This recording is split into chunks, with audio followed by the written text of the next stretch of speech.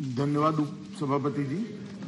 माननीय उपसभापति जी, दिनांक 3 फरवरी 2022 को सायंकाल लगभग 5:20 बजे श्री असदुद्दीन ओवैसी सांसद लोकसभा किठौर मेरठ उत्तर प्रदेश के जनसंपर्क कार्यक्रम करने के बाद दिल्ली लौट रहे थे, जब उनका काफिला Chhijarsi toll plaza national highway 9 थाना पिलखुआ जनपद हापुड़ उत्तर प्रदेश से गुजर रहा था।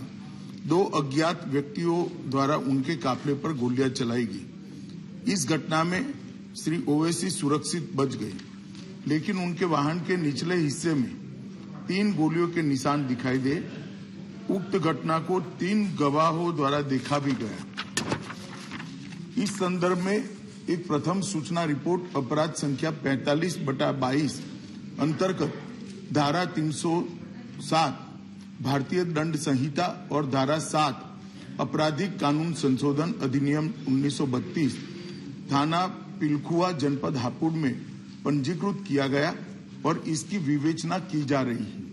श्री ओवैसी का जनपद हापुड़ में पूर्व से कोई कार्यक्रम नियत नहीं था और न ही आवागमन के बारे में कोई पूर्व सूचना जिला नियंत्रण कक्ष को भेजी गई थी। श्री ओवैसी घटना के पश्चात सुरक्षित दिल्ली वापस पहुंच गए। जनपद के वरिष्ठ अधिकारियों द्वारा घटनास्थल का निरीक्षण किया गया।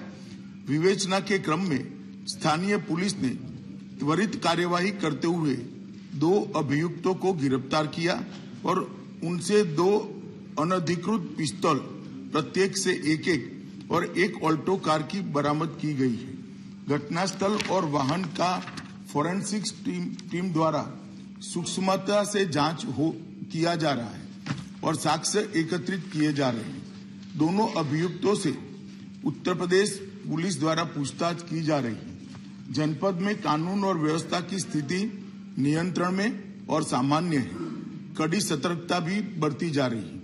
केंद्रीय गृह मंत्रालय द्वारा तुरंत ही राज्य सरकार से रिपोर्ट प्राप्त की गई है।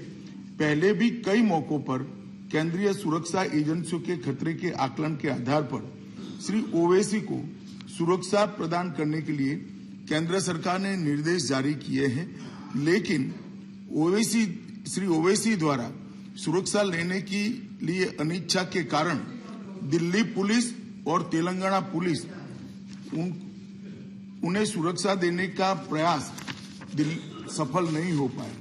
श्री ओवैसी के खतरे का पुनः मूल्यांकन कराया गया है और खतरे के आकलन के आधार पर उनका दिल्ली में बुलेट प्रूफ कार के साथ अखिल भारतीय स्तर पर केंद्रीय रिजर्व पुलिस बल की जेड श्रेणी की सुरक्षा प्रदान की गई है। मेरा वक्तव्य समाप्त हुआ, मगर हमारे पास जो मौखिक सूचनाएं श्री ओवैसी के द्वारा भेजी गई, उन्होंने अभी भी सुरक्षा लेने से इनकार किया है। मैं सदन के माध्यम से श्री ओवैसी को विनती करना चाहूंगा कि वो तत्काल सुरक्षा ले ले और हम सबकी चिंता का समाधान करें। धन्यवाद। माननीय डॉक्टर वी पिनय सहस्त्रबुद्धे। धन्यवाद उपसभापति जी। मैं भाषण को जहां पर छोड़ा था वहीं से प्रारंभ कर रहा हूं। मैं ये कह रहा था कि कुल मिलाकर विगत कुछ सालों के राजनीतिक परिदृश्य पर हम निगाह डालते हैं तो ध्यान में आता है कि देश में एक पॉलिटिक्स ऑफ परफॉर्मेंस के आधार पर मौजूदा सरकार काम कर रही है, जबकि हमारे विपक्ष के मित्र कई बार अपने पॉलिटिक्स ऑफ प्रेजुडिस को छोड़ने की कोई भी मंशा नहीं दिखा पा रहे हैं। मतलब राष्ट्रपति जी के अभिभाषण के बारे में लंबी चर्चा हो सकती है। चर्चा के बारे में जैसे कि माननीय नेता प्रतिपक्ष ने और अन्य कई लोगों ने आपत्तियां की, ये होना चाहिए था, वो होना चाहिए, मैं समझ रहा हूं, मगर कुछ अच्छी बातों का अगर जिक्र करते थे, थोड़े खुले मन से उसका स्वागत करते थे, तो कोई आसमान गिरने वाला नहीं था। उपसभापति महोदय, जैसे बहुत बढ़िया तरीके से माननीय राष्ट्रपति महोदय ने विभाजन विभीषिका स्मृति दिवस और वीर बाल दिवस, इन 2 नए प्रयासों का, 2 नए एक दृष्टि से